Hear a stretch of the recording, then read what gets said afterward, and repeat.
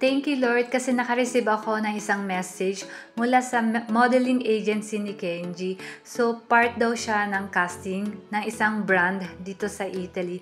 Wow naman, nakakatuwa. So very good Kenji. First, sa courage mo or lakas ng loob na sumali dito. And sabi ko sa kanya, okay lamang kahit hindi siya mapili. At least na-try niya yung experience na to. Pero ipapili man siya, yung pera na susweldohin niya ay iipunin namin para sa kanyang future. Kaya sabi ko, galingan niya and give his best. So, ayan yung message ng modeling agencies. Para sa mga interested, comment lamang kayo and i-share ko po yung name ng modeling agency. And after ng casting, ayan, gusto daw niya ng bagong book. And syempre supportahan lang natin siya kasi sobrang ganda talaga na ang kids natin ay mahilig sa books, magbasa kasi nakakatulong yan sa brain development nila at para maging matalino sila at maraming matutunan, 'di ba? So andito kami sa Feltrinelli dito sa Italy, Italian famous bookstore sa Italy. Sobrang laki ng bookstore na to. So, meron siyang 3 floors.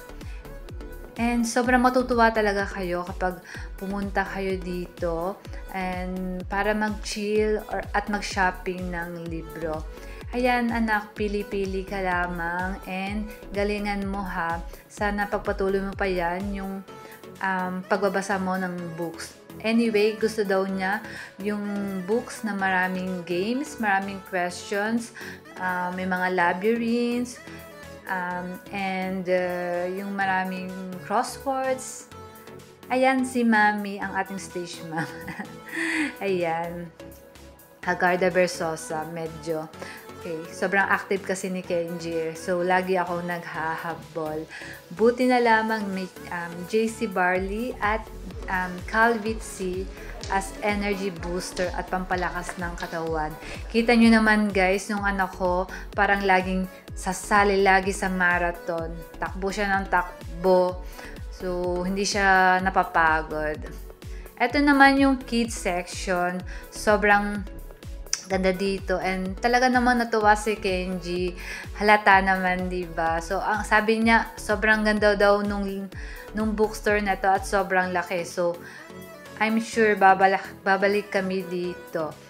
Ayan. So guys, punta rin kayo dito sa bookstore. So eto isa sa mga magandang place para dalhin natin yung mga anak natin. And support lang natin sila lagi sa kanilang ikabubuti, 'di ba? So thank you Lord sa lahat ng blessings dito sa family namin. And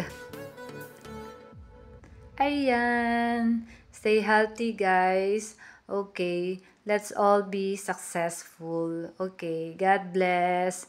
Bye-bye.